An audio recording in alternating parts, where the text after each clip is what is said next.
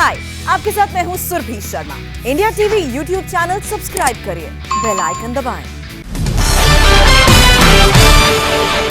नमस्कार, आप देख रहे हैं इंडिया टीवी। आपके साथ मैं हूं मीनाक्षी जोशी। ब्रेकिंग न्यूज का तूफान आपको दिखाएंगे, लेकिन उससे पहले आपको ले चलते हैं प्रधानमंत्री नरेंद्र मोदी के संवाद में, जहां वो काशी के हेल्थ वर्कर्स से बात कर रही हैं।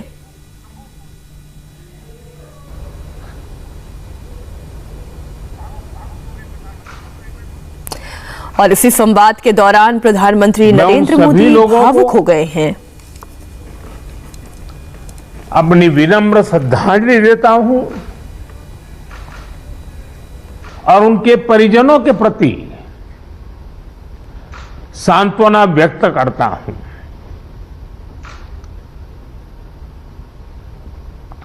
साथियों, कोरोना की सेकंड वेव में हमें कई मोर्चों पर एक साथ लड़ना पड़ रहा है। इस बार संक्रमण दर भी पहले से कई गुना ज्यादा है और मरीजों को ज्यादा दिनों तक हॉस्पिटलाइज भी रहना पड़ रहा है। इन सब से हमारे हेल्थ सिस्टम पर एक साथ बहुत बड़ा दबाव पैदा हो गया है।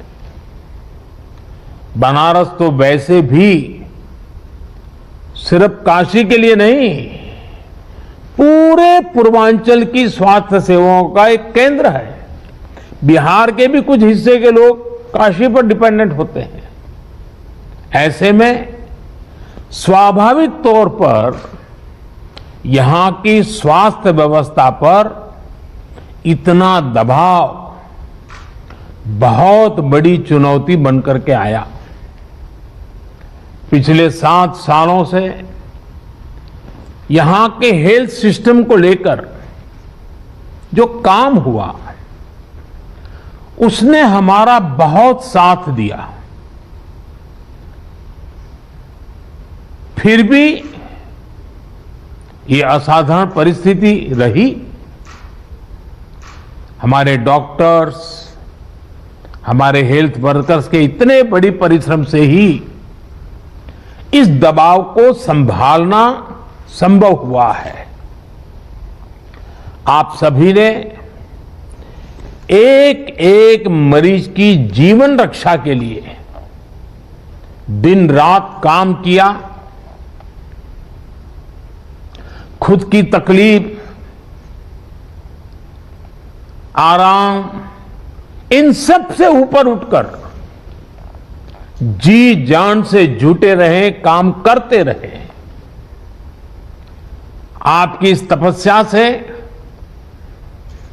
बनारस ने जिस तरह इतने कम समय में खुद को संभाला है, आज पूरे देश में उसकी चर्चा हो रही है।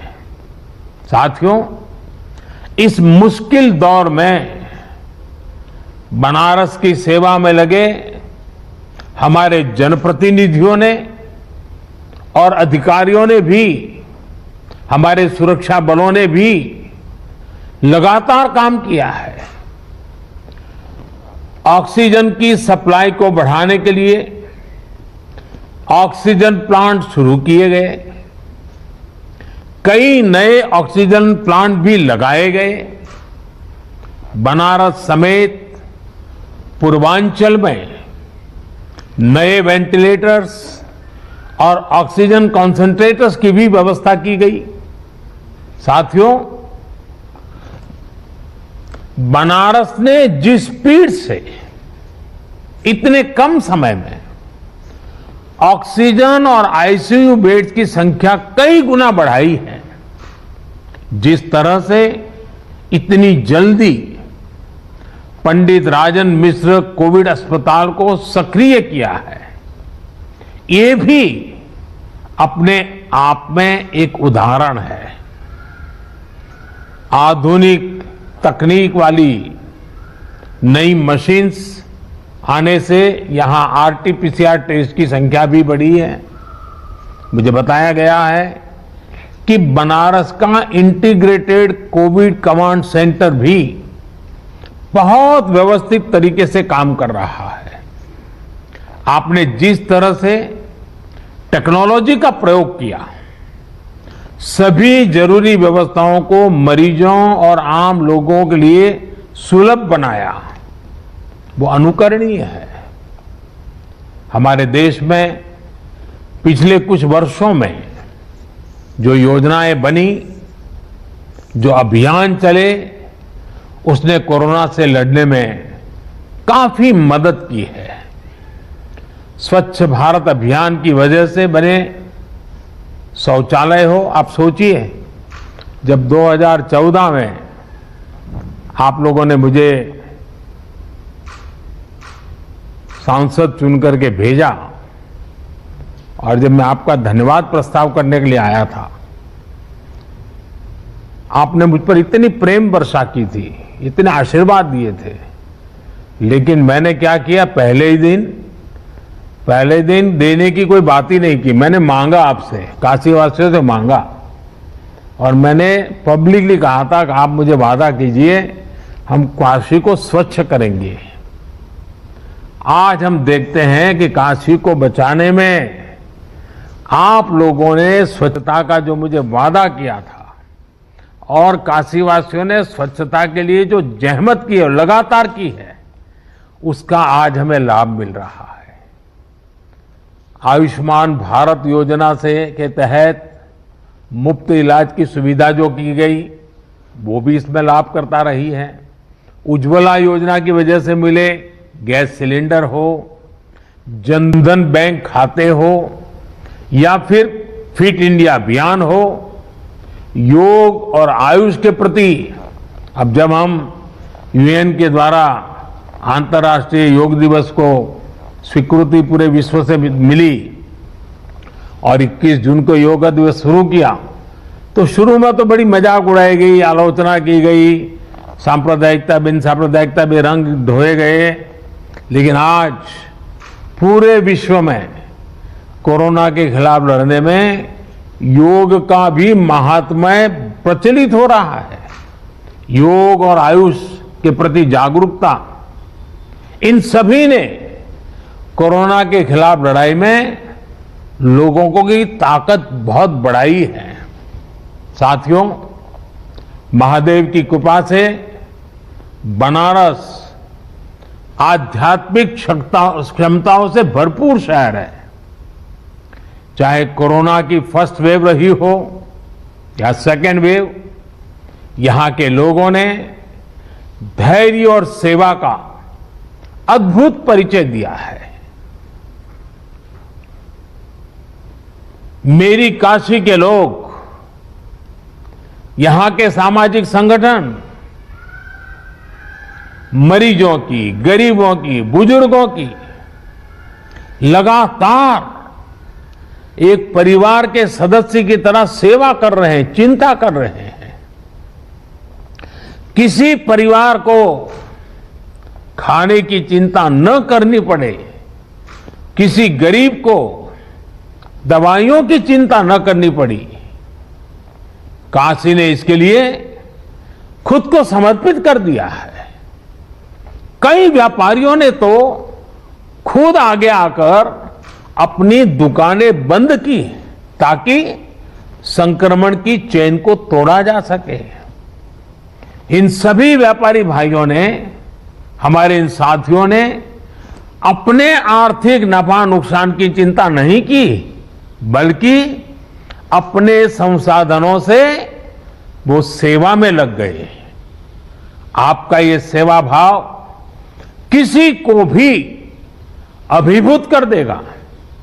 लेकिन मैं जानता हूं कि मां अन्नपूर्णा की नगरी और इस नगरी का तो ये सहज स्वभाव ही है। सेवा यही तो यहां का साधना का एक प्रकार से मंत्र है। साथियों, आपके तप से और हम सबके साझा प्रयासों से महामारी के इस हमले को आपने काफी हद तक संभाला है, लेकिन अभी संतोष का समय नहीं है। हमें अभी एक लंबी लड़ाई लड़नी है। अभी हमें बनारस और पूर्वांचल के ग्रामीण इलाकों पर भी बहुत ध्यान देना है। और अब मंत्र हमारा क्या होगा? हर व्यवस्था के लिए, हर इकाई के लिए नया मंत्र यही है, जहां बीमार वहीं उपचार। ये हम भूले नहीं, जहां बीमार वहीं उपचार। जितनी हम उपचार उसके पास ले जाएंगे, उतना हमारी हेल्थ व्यवस्था पर दबाव बहुत कम होगा। और इसलिए हमारी सारी व्यवस्थाएं, जहां बीमार वहीं उपचार, इस सिद्धांत पर। और दूसरी बात, माइक्रो कंटेनमेंट जोन। काशी ने बहुत सफलतापूर्वक उस पर ध्यान केंद्रित किया और उसका लाभ मिल रहा है। माइक्रो कंटेनमेंट जोन बनाकर जिस तरह आप शहर एवं गांवों में घर घर दवाएं बांट रहे हैं, आपने मेडिकल की किट पहुंचाई है गांव के लोगों तक, ये बहुत अच्छी पहल है। इस अभियान को ग्रामीण इलाकों में जितना हो सके उतना व्यापक करना है। डॉक्टर्स, लैब्स और ई मार्केटिंग कंपनियों को एक साथ जोड़ करके काशी कवच नाम से टेली मेडिसिन की सुविधा की, ये भी काशी का बहुत इनोवेटिव प्रयोग है। इसका लाभ गांव-गांव में लोगों को मिले, इसके लिए विशेष जागरूकता अभियान भी चलाना चाहिए। इसी तरह यूपी में कई सीनियर और युवा डॉक्टर्स भी ग्रामीण इलाकों में टेली मेडिसिन के माध्यम से सेवा कर रहे हैं। उनको साथ लेकर इसे और व्यापक किया जा सकता है। कोविड के खिलाफ गांवों में चल रही लड़ाई में हमारी आशा वर्कर और एएनएम बहनों की भी भूमिका बहुत अहम है। मैं चाहूंगा कि इनकी क्षमता और अनुभव का भी ज्यादा से ज्यादा लाभ लिया जाए। साथियों, सेकंड वेव में हमने वैक्सीन की सुरक्षा को भी देखा है। वैक्सीन की सुरक्षा के चलते काफी हद तक हमारे फ्रंटलाइन वर्कर्स सुनिश्चित रहकर लोगों की सेवा कर पाए। यही सुरक्षा कवच आने वाले समय में हर व्यक्ति तक पहुंचेगा। हमें अपनी बारी आने पर वैक्सीन जरूर लगवानी है। कोरोना के खिलाफ हमारी लड़ाई जैसे एक सामूहिक अभियान बन गई है, वैसी ही वैक्सीनेशन को भी हमें सामूहिक जिम्मेदारी बनाना है। साथियों, जब प्रयासों में संवेदनशीलता हो, सेवा की भावना हो, लोगों की तकलीफों का एहसास हो, साइंस लेड अप्रोच हो, तो जमीन पर किया गया काम नजर भी आता है। मुझे याद है, पूर्वांचल में पहले किस तरह बच्चों में दिमागी बुखार वाली बीमारी का कहर था।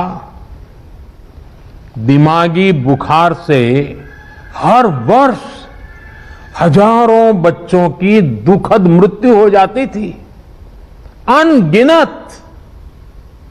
और आपको याद होगा, आज हमारे योगी जी जो मुख्यमंत्री जी हैं, वे जब पहले सांसद थे, पार्लियामेंट में इन बच्चों की जिंदगी को जिस प्रकार से बच्चों की मृत्यु एक के बाद होती रहती थी, वो फूट फूट करके पार्लियामेंट में रोए थे। उस समय की सरकारों से वो याचना करते थे कि इन बच्चों को बचाइए, कुछ व्यवस्था कीजिए, रो पड़ते थे वो। हजारों बच्चे मरते थे और ये सिलसिला सालों साल तक चला था। योगी जी पार्लियामेंट में थे, करते रहे। लेकिन जब योगी जी यूपी के मुख्यमंत्री बने और भारत सरकार और राज्य सरकार ने मिलकर के उन्होंने इस दिमागी बुखार के खिलाफ बहुत बड़ा अभियान शुरू किया, आप सब परिचित हैं, और काफी मात्रा में हम बच्चों की जिंदगी बचाने में आज सफल हुए हैं। काफी मात्रा में इस बीमारी को हम कंट्रोल में ला पाए हैं। इसका बहुत बड़ा लाभ पूर्वांचल के लोगों को हुआ है, यहां के बच्चों को हुआ है। यह उदाहरण हमें दिखाता है कि इसी तरह की संवेदनशीलता, सतर्कता के साथ हमें लगातार काम करते रहना है। हमें याद रखना है कि हमारी लड़ाई एक अदृश्य और रूप बदलने वाले एक दूरत किस्म के दुश्मन के खिलाफ है। इस लड़ाई में हमें कोरोना से अपने बच्चों को भी बचाकर रखना है, उनके लिए भी विशेष तैयारी करनी है। मैं अभी पिछले दिनों यूपी के अधिकारियों से बात कर रहा था, तो आपके मुख्य सचिव ने, तिवारी जी ने बहुत विस्तार से मुझे बताया कि उन्होंने पीडियाट्रिक के लिए बच्चों को अगर कोरोना होता है क्या क्या करना चाहिए, पूरी व्यवस्था विकसित की। और काफी अच्छा लगा मुझे कि well in advance productively Uttar Pradesh सरकार इस पर काम कर रही है। काफी काम शुरू किया जा चुका है। साथियों, हमारी इस लड़ाई में अभी इन दिनों ब्लैक फंगस की एक और नई चुनौती भी सामने आई है। इससे निपटने के लिए जरूरी सावधानी और व्यवस्था पर ध्यान देना जरूरी है। अभी जब मैं आप लोगों से बात कर रहा था तो उसके लिए जो भी मेरे पास जानकारियां थी वो मैं आपके साथ शेयर भी की थी। साथियों, सेकंड वेव के दौरान प्रशासन ने जो तैयारियां की है, उन्हें केस घटने के बाद भी हमें इसी तरह चुस्त दुरुस्त रखना ही है। साथ ही लगातार आंकड़ों और स्थितियों पर भी नजर रखनी है। जो अनुभव आपको बनारस में मिले हैं, उनका ज्यादा से ज्यादा लाभ पूरे पूर्वांचल और पूरे प्रदेश को भी मिलना चाहिए। मैं चाहूंगा कि हमारे जो डॉक्टर्स और हेल्थ वर्कर्स हैं, वो अपने अनुभवों को अपनी फ्रेटर्निटी में जरूर साझा करें। प्रशासन के लोग भी अपने अनुभवों और इनपुट्स को सरकार तक पहुंचाएं ताकि आगे इनका और व्यापक लाभ मिल सके, अन्य क्षेत्रों में भी आपकी बेस्ट प्रैक्टिसेस पहुंचा सके। मैं सभी जनप्रतिनिधियों से भी कहना चाहूंगा, सारे इलेक्टेड लोगों से भी कहना चाहूंगा, आप लगातार काम कर रहे हैं। बोझ बहुत है।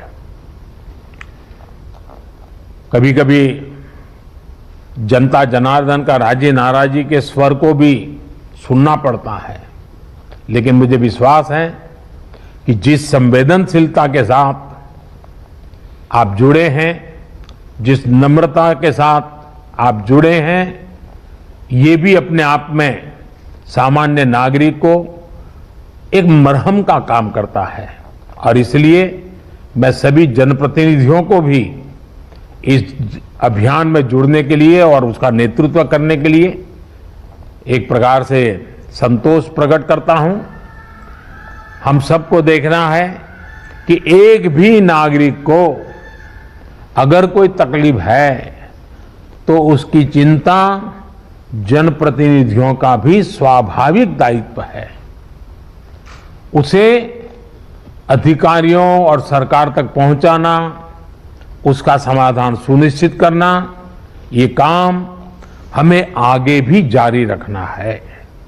मुझे विश्वास है हम सबके ये सामूहिक प्रयास जल्द ही अच्छे परिणाम लाएंगे और जल्द ही बाबा विश्वनाथ के आशीर्वाद से काशी इस लड़ाई को जीतेगी।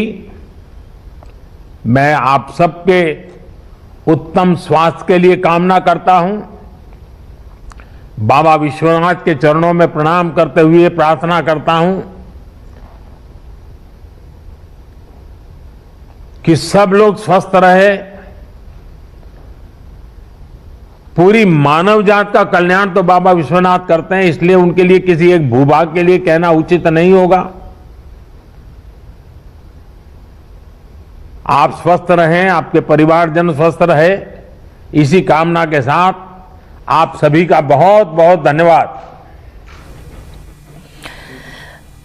तो प्रधानमंत्री नरेंद्र मोदी को आप सुन रहे थे। उन्होंने कोरोना की इस लड़ाई के बारे में तमाम बातें कही। उन्होंने कहा कि ब्लैक फंगस भी अब एक नई चुनौती है। अपनी तैयारियों को और चुस्त दुरुस्त बनाए रखना है, क्योंकि इस लड़ाई में अब अगला खतरा बच्चों से जुड़ा हुआ है। थर्ड वेव बच्चों के लिए खतरनाक बताई जा रही है और ब्लैक फंगस जो कि एक बड़ी चुनौती है। हम देख रहे हैं कि हर राज्य में किस तरीके से ये सामने आ रही है। इन तमाम बातों पर प्रधानमंत्री नरेंद्र मोदी ने अपना ये संबोधन दिया। हाय, आई एम सुरभि शर्मा। खबरों से अपडेट रहने के लिए India TV YouTube channel subscribe करिए, साथ में बेल आइकन जरूर दबाएं। जुड़े रहें इंडिया टीवी के साथ।